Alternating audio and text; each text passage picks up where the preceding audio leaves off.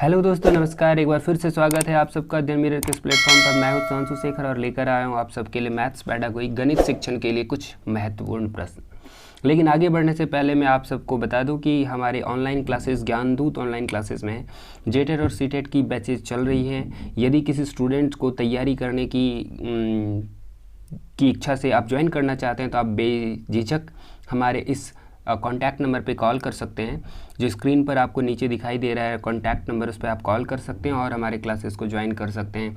यहाँ पे कई सारे स्टूडेंट्स तैयारी करते हुए सीटेट और जेटेट एग्ज़ाम्स में जेटेट एग्ज़ाम तो 2016 के बाद अभी देखने को मिला नहीं है।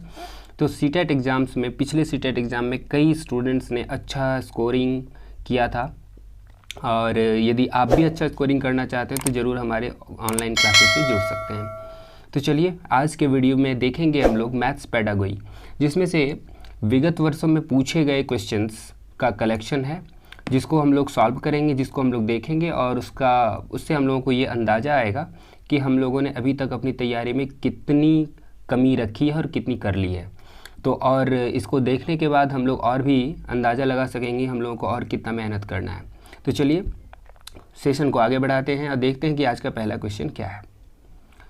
आज का प्रथम क्वेश्चन है, उच्च प्राथमिक स्तर पर गणित अधिगम के लिए निम्नलिखित में से कौन सा सबसे अधिक आवश्यक है। ये देखिए 2018 दिसंबर में सीटेट एग्जाम में पूछा गया क्वेश्चन है। कहता है कि उच्च प्राथमिक स्तर पर गणित अधिगम के लिए निम्नलिखित में से कौन सा सबसे अधिक आवश्यक है। एक समस्या को कई बार हल करना, किसी समस्या को हल करने के विभिन्न तरीकों की खोज करना, सभी सूत्रों को याद करना, शिक्षक बोर्ड पर जो लिखता है उसकी सही ढंग से नकल करना। तो इसका सही आंसर है किसी समस्या को हल करने के विभिन्न तरीकों की खोज करना, क्योंकि जब आप विभिन्न तरीकों से किसी समस्या को हल करने की तरीके खोजते हैं तो आप उस वस्तु स्थिति को समझते हैं अच्छे से और उसको प्रैक्टिकली आप उसको सॉल्व कर सकते हैं। तो बाकी के ऑप्शंस गलत हो जाएंगे। एक समस्या को कई बार हल करने से कुछ विशेष फ़ायदा नहीं होगा। सभी सूत्रों को याद करना ये भी कोई सटीक मेथड नहीं है और शिक्षक जो बोर्ड पर लिखता है उसकी सही ढंग से नकल करना भी कोई सटीक आंसर नहीं है। तो हमारा परफेक्ट आंसर है ऑप्शन नंबर बी। तो चलिए क्वेश्चन नंबर 2 देखते हैं।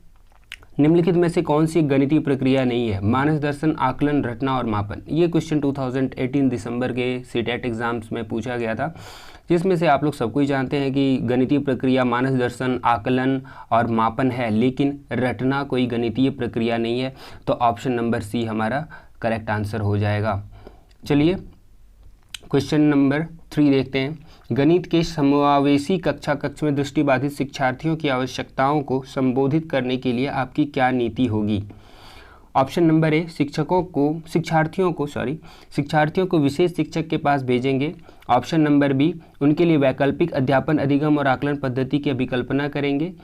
ऑप्शन नंबर सी, गणित के बदले कोई दूसरा विषय दे दे। प्रॉब्लम से भागने वाली बात होगी। गणित बाकी के ऑप्शन ए, सी और डी प्रॉब्लम से भागने वाली बात होगी, आप प्रॉब्लम का सॉल्यूशन नहीं कर रहे। तो ऑप्शन नंबर बी में क्या है कि उनके लिए वैकल्पिक अध्यापन, अधिगम और आकलन पद्धति की अभिकल्पना करेंगे। तो हमारा आंसर ऑप्शन नंबर बी है। तो अब देखते हैं अगला क्वेश्चन क्या है। क्वेश्चन नंबर 4, निम्नलिखित में से कौन सा पहलू बीजगणित में महत्वपूर्ण नहीं है। तो बीजगणित में जो महत्वपूर्ण पहलू नहीं है उसमें से देखिए मानसिक चित्रण, ये इसमें महत्वपूर्ण पहलू है। क्रम परिवर्तन और सामान्यीकरण, ये तीनों बीजगणित के महत्वपूर्ण पहलू में आते हैं, लेकिन मापन बीजगणित के कोई भी पहलू में नहीं आते हैं। तो ये हमारा ऑप्शन नंबर ए हो गया सही आंसर। क्वेश्चन नंबर 5, गणित की अच्छी पाठ्य पुस्तक में होते हैं बहुत सारे अभ्यास प्रश्न होते हैं, समन्वेषण के लिए प्रश्न होते हैं, हल किए हुए उदाहरण होते हैं या प्रमेय और उनकी उत्पत्ति होती है। तो देखा जाए तो बाकी के सारी चीज़ों को गणित के पुस्तक में काफ़ी सारे हों ये ज़्यादा इम्पॉर्टेंस नहीं रखता है, लेकिन यदि समन्वेषण के लिए प्रश्न हों उसमें तो एक अच्छी पाठ्य पुस्तक कही जा सकती है। तो इसलिए ऑप्शन नंबर बी हमारा परफेक्ट आंसर है। क्वेश्चन नंबर 6, गणित में दुश्चिंता के लिए निम्नलिखित में से कौन सा घटक उत्तरदायी नहीं है।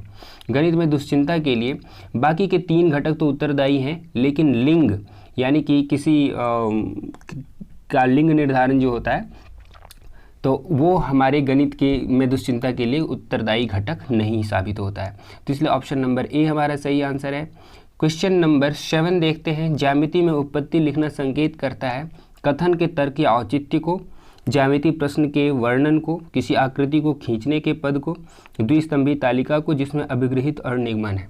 तो इसका option number a perfect answer है, कथन के तर्क या औचित्य को, क्योंकि हम लोग ज्यामिति में किसी भी उत्पत्ति को लिखते हैं तो उसमें कथन को लिखते हैं और उसके तर्क या औचित्य को ही वर्णन करते हैं। बाकी के ज्यामिति प्रश्न के वर्णन को, किसी आकृति को खींचने के पद को या द्विस्तंभी तालिका को, ये तो परफेक्ट आंसर नहीं है।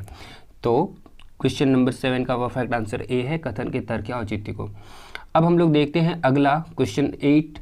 निम्न कथन पर विचार कीजिए। यदि एक चतुर्भुज के विकर्ण परस्पर एक दूसरे को समद्विभाजित करते हैं तो चतुर्भुज एक समांतर चतुर्भुज होगा। यह कथन है। देखिए 2016 फरवरी में पूछा गया प्रश्न है सीटेट में। तो इसमें से आपको सबसे पहले ये जानना होगा कि अभिगृहित किसको कहते हैं, साध्य किसको कहते हैं, परिभाषा किसको कहते हैं, प्रमेय किसको कहते हैं। तो इसके बारे में जब आप पढ़े होंगे लाइव क्लासेस में तो उसमें आपको पता चला होगा कि अभिगृहित, साध्य, परिभाषा, प्रमेय की पूरी परिभाषा क्या है। अभी हम लोग इस वीडियो में ज़्यादा इसको डिटेल नहीं करेंगे क्योंकि वीडियो ज़्यादा लंबा करना ठीक नहीं है। तो यदि आपको ये सारी चीज़ जानने की इच्छा है तो मैं इसके लिए अलग से वीडियो बनाऊँगा, या तो फिर हमारे आप लाइव क्लासेस से जुड़ सकते हैं। तो यदि एक चतुर्भुज के विकर्ण परस्पर एक दूसरे को समद्विभाजित करते हैं तो चतुर्भुज एक समांतर चतुर्भुज होगा। यह एक प्रमेय है। ठीक है, यह एक प्रमेय है। चलिए अब हम लोग देखते हैं कि क्वेश्चन नंबर 9 क्या कहता है। राष्ट्रीय पाठ्यचर्या की रूपरेखा NCF 2005 के अनुसार विद्यालय पर पाठ्यचर्या में गणित के अध्यापन का लक्ष्य होना चाहिए कि बच्चे प्रभावशाली गणित सीखें। तो प्रभावशाली गणित का अर्थ है, प्रभावशाली गणित का अर्थ क्या है। देखिए, सीखी गई गणितीय तकनीकों को समझकर उनका विनियोजित यानी उचित उपयोग करना, यही तो है प्रभावशाली गणित का अर्थ। बाकी के ऑप्शंस में देखिए क्या है, गणितीय खेल और पहेलियों को हल करना, ये तो प्रभावशाली गणित का अर्थ नहीं हो सकता। ऑप्शन नंबर सी, गणित कार्यशाला में ज्यामितीय प्रमेयों की जांच करना, ये भी नहीं हो सकता। ऑप्शन नंबर डी, गणितीय कार्य पद्धति और परिकल्पनाओं का एल्गोरिदम का ज्ञान, ये भी नहीं हो सकता। तो ऑप्शन नंबर ए यही ऑप्शन सही है कि सीखी गई गणितीय तकनीकों को समझकर उनका उचित प्रयोग करना, यही कहलाता है एक प्रभावशाली गणित। तो ठीक है, इसको याद रखेंगे। और एक बात ध्यान रखेंगे कि राष्ट्रीय पाठ्यचर्या जो NCF है, इससे लगभग संबंधित प्रश्न कभी ना कभी पूछे गए हैं और ये एक इम्पॉर्टेंट पूछने का तरीका भी रहा है। ठीक है, तो हम लोग इसको थोड़ा सा नोटिस करके पढ़ेंगे। क्वेश्चन नंबर 10 देखते हैं। विद्यालयों में प्रसिद्ध गणितज्ञ श्रीनिवास रामानुजन के जन्म की जयंती की स्मृति पर CBSE ने गणित वीक यानी गणित सप्ताह मनाने की घोषणा की। ये क्वेश्चन फरवरी 2015 में पूछा गया है। तो इसमें से गणित का अर्थ क्या है। तो संख्यात्मक नवाचार और तकनीकी में योग्यता में वृद्धि, दूसरा है संख्यात्मक नवाचार और प्रशिक्षण में अभिवृद्धि। ठीक है, और संख्यात्मक नवाचार और प्रशिक्षण में योग्यता में वृद्धि, और चौथा है संख्यात्मक नवाचार और तकनीकी में अभिवृद्धि। तो इसमें से सही आंसर है संख्यात्मक नवाचार और प्रशिक्षण में अभिवृद्धि। ठीक है, तो आज के सेशन में हम लोग टोटल 10 प्रश्नों को देखे हैं और विगत परीक्षाओं में पूछे गए प्रश्नों का ये संग्रह था। और मैं कोशिश करूंगा कि आने वाले वीडियोस में और भी आपको विगत एग्ज़ाम्स के प्रश्नों को हल कराया जाए, या तो फिर जो इम्पॉर्टेंट क्वेश्चंस का कलेक्शन है जो हमारे एक्सपर्ट फैकल्टीज़ के द्वारा तय ढूंढा जाता है या क्वेश्चंस का कलेक्शन बनाया जाता है, तो उन प्रश्नों को आपके सामने मैं लेकर आऊँ। और इसके लिए हमें आप लोगों का सपोर्ट चाहिए। यदि आप लोगों को हमारे वीडियोस अच्छे लगते हो तो हमारे चैनल को सब्सक्राइब करें। हमारे वीडियोस को सपोर्ट करने के लिए उसे लाइक कर सकते हैं। और यदि आप अपनी तैयारी को और भी ज़्यादा बेहतर बनाना चाहते हैं तो हमारे ऑनलाइन क्लासेस से जुड़ सकते हैं, जिसको जुड़ने के लिए एक बहुत ही सिंपल सा स्टेप आपको करना है कि दिए गए कॉन्टैक्ट नंबर पे कॉल करना है और आप कॉल करके अपनी क्वेरीज उनसे बोल सकते हैं और जुड़ने के तरीके या जुड़ने का जो प्रोसेस है उस पर बात कर सकते हैं। तो इस तरह से आप अपनी तैयारी को बहुत ही ज़्यादा एक स्पीड और सही तरीके से कर सकते हैं, क्योंकि आने वाले एग्ज़ाम्स के दृष्टिकोण को आने वाले एग्ज़ाम को देखकर आपकी तैयारी में बहुत ही ज़्यादा अभी धार होनी चाहिए, बहुत ही ज़्यादा तेज़ी होनी चाहिए, तभी आप आने वाले एग्ज़ाम में अपनी सीट बुक कर सकते हैं सफलता के साथ। तो आज के वीडियो में बस इतना ही, मिलते हैं अगले वीडियो में, तब तक के लिए जय हिंद।